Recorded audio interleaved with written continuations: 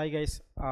இந்த வீடியோவில் வந்து பார்த்திங்கன்னா நான் உங்களுக்கு ஒரு சின்ன கதை ஒன்று சொல்கிறேன். அந்த கதை வந்து என்னுடைய லைஃப் எக்ஸ்பீரியன்ஸை வச்சு நான் வந்து மற்ற ட்ரேடர்ஸ் அண்ட் இன்வெஸ்டர்ஸ் புதுசாக வராங்க இல்லைங்களா, அந்த ஸ்டூடெண்ட்ஸு புதுசாக லேர்ன் பண்ணணும்னு நினச்சி வரவங்க, இல்லை ஏற்கனவே ட்ரேட் பண்ணிவிட்டு ஃபெயிலியர் ஆகிற ஸ்டேஜில் இருக்கிறவங்க, ஃபெயிலியர் ஆனவங்க, இவங்களெல்லாம் பார்த்ததுக்கப்புறமும் ப்ளஸ் என்னுடைய ட்ரேடிங் அனுபவத்தையும் வச்சு நான் அந்த கதையை நான் சொல்கிறேன். இந்த கதை வந்து கதை ஃபார்மேட்டில் சொல்லும்போது ஒரு சில விஷயங்கள் லாங் டேர்மாக நம்ம மனசில் நிற்கும். ஸோ அந்த ஒரு விஷயத்துக்காக சொல்கிறேன். ஏன்னா சைக்கலாஜிக்கல் இஷ்யூ இன் ட்ரேடிங் அப்படிங்கிறது வந்து ரொம்ப பெரிய பிரச்சனையாக இருக்குது. இப்போது சைக்கலாஜிக்கலாக நிறைய விஷயங்கள் வந்து ட்ரேடர்ஸ்க்குனால பண்ண முடியல அப்படிங்கிறது. ஸோ அது வந்து இந்த ஒரு கதையாக பார்க்கலாம். ஸோ இப்போ இந்த கதையில் பார்த்திங்கன்னா நிறைய பேர் வந்து இந்த ஜோசியம் ஜாதகம்லாம் பார்த்துருப்பீங்க, அதை கேள்விப்பட்டிருப்பீங்க. அதில் வந்து சனி அப்படின்னு சொல்லி ஒன்று சொல்லுவாங்க. அதாவது சனி பகவான்னு சொல்லுவாங்க, சனீஸ்வரன்னு சொல்லுவாங்க, சனி அப்படின்னு சொல்லுவாங்க. அதாவது உனக்கு வந்து சனி வந்து 7.5 நாட்டு சனி நடக்குது, அஷ்டம சனி நடக்குது, இந்த மாதிரி சனி வந்து உனக்கு பிடிச்சிருக்கு, இல்லை சனி வந்து இருக்குது, அதனால தான் உன்னுடைய சூழ்நிலையில் இப்படி மோசமாக இருக்குது, அதனால தான் வந்து உன்னுடைய வாழ்க்கை வந்து இந்த மாதிரியான மோசமான சுச்சுவேஷனில் போயிட்டுருக்கு அப்படிங்கிற மாதிரி சொல்லுவாங்க. அதை நிறைய பேர் கேட்டிருப்பீங்க. ஸோ இப்போ சனியை பற்றின ஒரு கதை தான் இது. அது மூலமாக நம்ம ஒரு சில விஷயங்கள் வந்து ரிலைஸ் பண்ண போகிறோம்.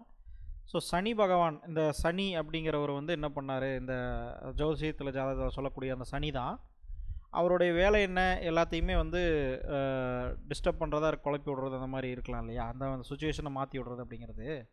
அது வந்து சுச்சுவேஷனை மாற்றுறதாங்க, நமக்கு கெட்ட விஷயங்கள் நடக்குது அப்படிங்கிற மாதிரி இருக்குது.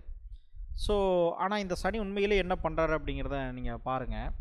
இப்போ இந்த சனிக்கும் அனுமார்னு சொன்னோன்னா ஹனுமன் அப்படின்னு சொல்லுவோம். நம்ம வந்து கடவுள் இருக்கார் இல்லையா, அனுமார், ஆஞ்சநேயர்னு சொல்லுவோம். அந்த கடவுள் வந்து பார்த்திங்கன்னா அவருக்கும் இந்த சனிக்கும் நடந்த ஒரு விஷயந்தான் வந்து இந்த கதை.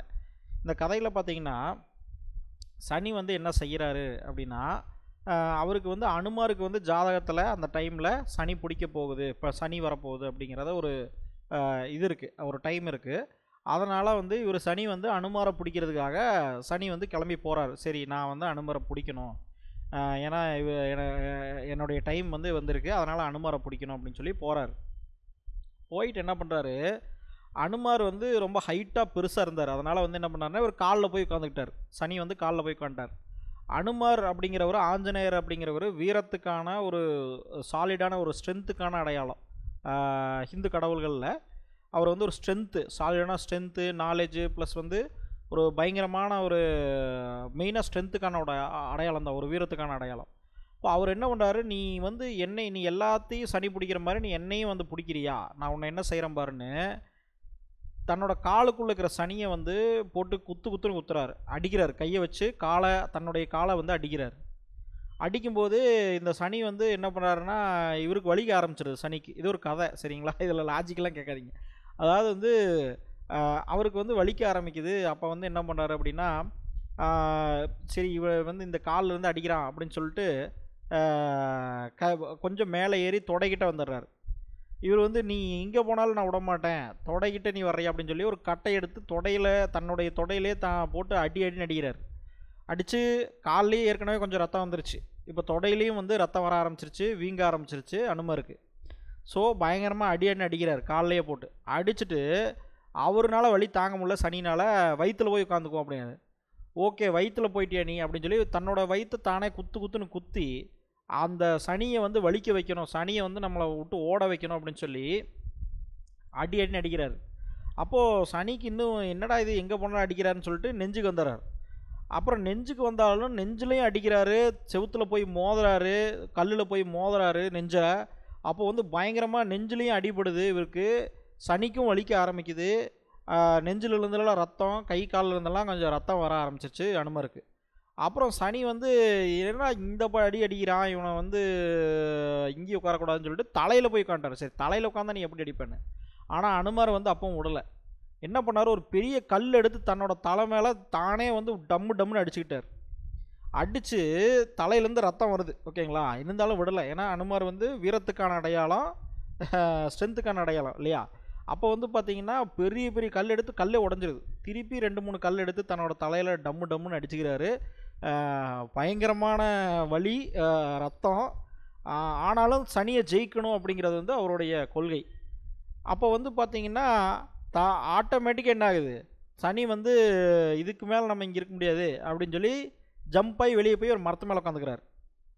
இப்ப அனுமார் வந்து கேட்குறாரு, "நீ எவன வேணா புடிக்கலாம். என்ன வந்து புடிக்க முடியாது. ஆ நீ என்ன வந்து நீ பீட் பண்ணலான்னு பார்க்குறியா? நீ நான் வந்து சாதாரண ஆள் கிடையாதுன்னு" அனுமார் வந்து சனிகிட்ட மரத்துல உட்காந்துருக்கிறதுனால அத சனிய பார்த்து சொல்றாரு. சனி வந்து சிம்பிளா ஒரே ஒரு வார்த்தை சொல்றாரு. "சரி நான் வந்த வேலை முடிஞ்சது கிளம்புறேன்" அப்படின்னு சொல்லிட்டு கிளம்பிட்டாரு. ஸோ இப்போ உங்களுக்கு இந்த கதையுடைய அர்த்தம் புரிஞ்சிருக்குன்னு நினைக்கிறேன். அதாவது சனிங்கிறவர் வேற எங்கேயும் இல்ல. உங்க தலைக்குள்ள தான் இருக்கிறார். நீங்களே அந்த மாரியான ஒரு சூழ்நிலைய உருவாக்குவீங்க, இல்லன்னா செய்ய வைப்பீங்க. நீங்களே உங்கள போய் மாட்டிக்குவீங்க. இதுதான் வந்து அதோடைய ஃபிலாசபி. ஓகேங்களா? அதோடைய தத்துவம் வந்து இதுதான். சரிங்களா? அதாவது வந்து சனிங்கிறது வந்து புடிக்குது அப்படின்னா, அது வந்து நம்மளுடைய சைக்காலஜிக்கல் அந்த தலைக்குள்ள தான் உட்கார்ந்திருக்கும். நம்ம புத்தி தான் சனி. நம்ம அந்த ஒரு பர்ட்டிகுலர் டைம்ல பார்த்தீங்கன்னா, ஒரு சில டைம் வந்து பைக்ல வேகமா ஒரு சில பசங்க போவாங்க. ஒரு சில விஷயங்கள் பண்ணுவாங்க. எல்லாருமே பண்ணியிருப்போம். சரிங்களா? அத பண்ணாம இருக்க மாட்டோம். அதுதான் வந்து சனி வந்து லைட்டா இப்படி போய் பார்க்கலாமா? லைட்டா ஒரு அழுத்தலாமா? லைட்டா ஒரு முறுக்கு முறுக்கலாமா? லைட்டா இத கிராஸ் பண்ணிரலாமா?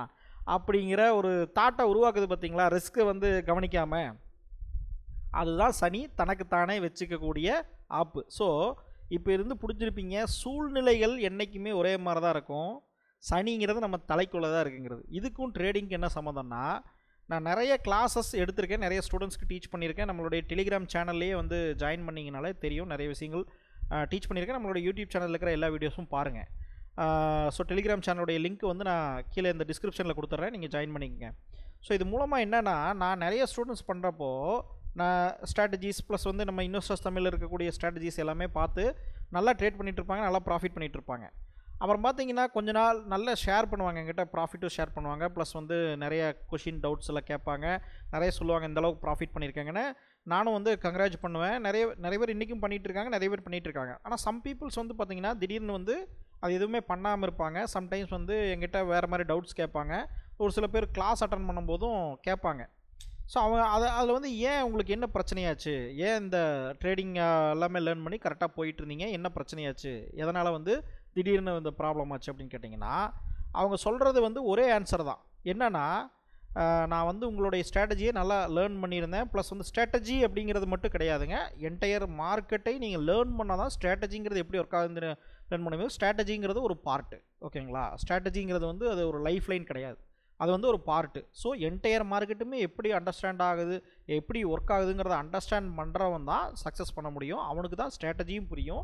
மற்றவங்களாம் ஸ்ட்ராட்டஜியை புரிஞ்ச மாதிரி காப்பி பேஸ்ட் பண்ணிகிட்டு இருப்பாங்களே தவிர அது உண்மையாக புரியாது. ஸோ இப்போது அவங்க வந்து என்ன சொல்கிறாங்கன்னா, ஸ்ட்ராட்டஜி நான் எல்லாமே உங்கள்கிட்ட லேர்ன் பண்ணேன், எல்லாமே பண்ணேன், நல்லா தான் போயிட்டு இருந்தது. ஆனால் அதுக்கப்புறம் வந்து எனக்கு அந்த ப்ராஃபிட் பத்தலை, இல்லை இன்னொரு இடத்துல நல்லா ஸ்ட்ராட்டஜி சொன்னாங்க, இல்லை இன்னொரு யூடியூப்பில் நான் பார்த்தேன், இன்னொரு சேனலில் பார்த்தேன், இல்லை இன்னொரு விஷயம் நானே ட்ரை பண்ணேன் அப்படிங்கிற கதையில் வருவாங்க. அவங்க சொன்னாங்கன்னா அதெல்லாம் நான் பண்ணிகிட்டு இருக்கும்போது அதில் வந்து நிறைய லாஸ் ஆகிடுச்சு. அதுக்கப்புறம் உங்கள் ஸ்ட்ராட்டஜி பண்ணிகிட்டு இருக்கிற வரைக்கும் உங்களுடைய மெத்தட்ஸ் எல்லாம் ப்ராப்பராக ஃபாலோ பண்ணி டிசிப்ளின் ஃபாலோ பண்ணுற வரைக்கும் நல்லா வந்துட்டு இருந்தது. அதுக்கப்புறம் எனக்கு லாஸ் ஆச்சு. திருப்பி நான் வந்து உங்கள்கிட்ட உங்களுடைய ஸ்ட்ராட்டஜி அந்த மெத்தட்ஸ்க்கு வரும்போது அப்போ எனக்கு திரும்பி அதுலேயும் லாஸ் ஆச்சு அப்படின்னு சொல்கிறாங்க. அப்போது நான் தெளிவாக கேட்டேன்னா, நீங்கள் போயிட்டு நீங்கள் இன்னொரு ஸ்ட்ராட்டஜி இன்னொரு விஷயங்கள்லாம் லேர்ன் பண்ணி பல விஷயங்கள் ட்ரை பண்ணி புதுசாக ட்ரை பண்ணி ஃபெயிலியர் ஆகி காசை லாஸ் பண்ணதுக்கப்புறம் திருப்பி நம்ம ஸ்ட்ராட்டஜியோ நம்ம மெத்தட்ஸ்க்கோ வரீங்க அப்படின்னா, அந்த இடத்துல வந்து நீங்கள் வந்து அதே மாதிரி தான் பண்ணீங்களான்னு கேட்டால், டீப்பாக கேட்கும்போது கொஷின் பண்ணும்போது அவங்க அதே மாதிரி பண்ணலை. ஏன்னா நம்மக்கிட்ட ஒரு மெத்தடை ஃபாலோ பண்ணுறாங்க அப்படின்னா ஒரு விஷயம் இது நான் சொல்லலை, பொதுவாகவே ஒரு ட்ரேடிங் ஆர் சிஸ்டம் ஒரு ப்ராப்பரான அண்டர்ஸ்டாண்டிங் பண்ணி மெத்தட்ஸை ஃபாலோ பண்ணும்போது ப்ராஃபிட் எடுத்துகிட்டு இருப்பாங்க. ஆனால் அந்த ப்ராஃபிட்டை பற்றாது க்ரீடு வந்து வந்துடும். ஏன்னா நீங்கள் பல ப்ராஃபிட் பார்க்கும்போது உங்களுக்கு ஒரு ஆணவமோ ஒரு க்ரீடு, அதாவது வந்து இன்னும் பெருசாக பண்ணணும், நம்மக்கிட்ட இருக்கிற பணம் இன்னும் டபுள் ஆகணும், இன்னும் ட்ரிபிள் ஆகணும்னு சொல்லி அப்படியே கொஞ்சம் கொஞ்சமாக உங்களோட க்ரீடு உங்களுக்கே தெரியாமல் உங்கள் மைண்டில் சனியாக உட்காந்து வேலை செய்யும். அப்போ என்னென்னா இன்னும் 2-3 போகும்போது லாஸ் ஆயிடுவீங்க. திருப்பி நல்லா ஒர்க் ஆகிட்டு இருந்த பழைய மெத்தடுக்கு வரும்போது உங்களுடைய தேவைகள் அதிகமாயிரும். இப்போ நீங்கள் வந்து என்னென்னா ஏற்கனவே ஒரு அம்பாஸ்டர் கார் வாங்கி கரெக்டாக போயிட்டு இருந்தீங்க, அதை வச்சு சம்பாரித்து அதுக்கு அடுத்த லெவலில் ஒரு மாருதி கார் வாங்கி போயிட்டு இருந்தீங்க. ஆனால் கடைசியில் பார்த்தீங்கன்னா நான் ஒரு ஆடி காரோ ரோல்ஸ் ராயல்ஸோ வாங்கி வாடகைக்கு விடலாம் அப்படிங்கிற மாதிரி ஒரு இமேஜின் பண்ணி ஏதோ ஒன்று பண்ணி லாஸ் ஆகிட்டு அதுக்கப்புறம் திருப்பி அம்பாஸ்டர் காருக்கு வந்தீங்கன்னா அந்த ஓட்டம் உங்களுக்கு பத்தாது. அந்த ஸ்பீடு அது போகாது. கரெக்ட்டுங்களா?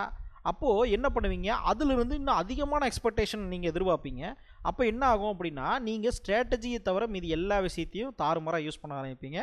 ஆட்டோமேட்டிக்காக என்ன ஆகிடும், நீங்கள் ஸ்ட்ராட்டஜியில் டிசிப்ளின் ஃபாலோ பண்ண மாட்டீங்க. நான் சைக்கலாஜிக்கலாக உங்களுக்கு நீட் ஜாஸ்தியாயிரும். நான் ஏற்கனவே லாஸ் பண்ணிட்டேன், அந்த அமௌண்ட்டெல்லாம் கவர் பண்ணணும் அப்படிங்கிறது திருப்பி வரும்போது அந்த மைண்ட் செட்டில் வருவீங்க இதுக்கு. அப்போ என்ன ஆகும், இன்னும் எக்ஸ்ட்ராவாக லாஸ் பண்ணுறதுக்கு ஆரம்பிச்சிருவீங்க. ஏன்னா நீங்கள் ஸ்ட்ராட்டஜி ஃபாலோ பண்ண மாட்டீங்க. அதில் ப்ராப்பராக என்ன மெத்தட் சொல்லியிருக்கோமோ, என்ன ரிட்டர்ன் வருமோ, என்ன விஷயம் வருமோ அதான் வரும். அப்படிங்கும்போது அதை நீங்கள் ஃபாலோ பண்ணுங்கள். அதை விட எக்ஸ்ட்ராவாக ஃபாலோ பண்ணுங்கள். எக்ஸ்ட்ராவாக ரிஸ்க் எடுப்பீங்க. எக்ஸ்ட்ராவாக நீங்கள் வந்து தேவையில்லாத விஷயங்களை உள்ள நடத்து ஓவர் ட்ரேட் பண்ணுவீங்க. இந்த மாதிரியெல்லாம் பண்ணும்போது ஆட்டோமேட்டிக்காக லாஸ் ஆயிரும்.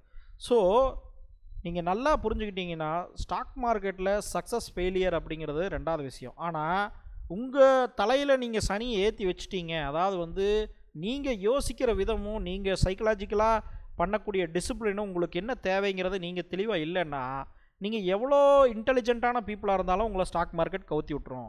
அதனால் வந்து என்னென்னா, ப்ராப்பரான நாலேஜ் அப்படிங்கிறது வந்து இம்பார்ட்டண்ட். அதே சமயத்தில் ப்ராப்பரான மைண்ட் செட் அண்ட் சைக்காலஜிங்கிறது இம்பார்ட்டண்ட். இந்த கதை மூலமாக நீங்கள் ஒரு விஷயம் என்ன ஞாபகம் வச்சுக்கணுன்னா, எப்பப்பெல்லாம் ஓவர் ட்ரேடிங் பண்ணுறீங்களோ, எப்பப்பெல்லாம் வந்து சைக்கலாஜிக்கல் டிசிப்ளின் எல்லாம் மீறணும்னு நினைக்கிறீங்களோ, அப்பப்பெல்லாம் இந்த கதையை ஒரு தடவை பார்த்துக்குங்க. ஸோ உங்களுக்கு வந்து ஒரு லாங் டேர்மில் ஒரு விஷயம் வந்து உங்களுக்கு தெளிவாக புரிஞ்சிருக்கும். நம்ம மைண்டே நமக்கு எதிராக வேலை செய்யுது, அப்படி எதிராக வேலை செஞ்சதுன்னா உடனடியாக நம்ம அவேர்னஸுக்கு வந்துடணும் அப்படிங்கிறது. ஸோ அதை கரெக்டாக ஃபாலோ பண்ணிங்க. நம்மளுடைய டெலிகிராம் சேனல் டிஸ்கிரிப்ஷனில் கொடுத்துருக்க ஜாயின் பண்ணிக்கங்க. ஏன்னா நம்ம வந்து ஒரு சில இன்ஃபர்மேஷன்லாம் குயிக்காக போடுறது அதில் போடுவோம். ஸோ நெக்ஸ்ட் வீடியோவில் பார்ப்போம்.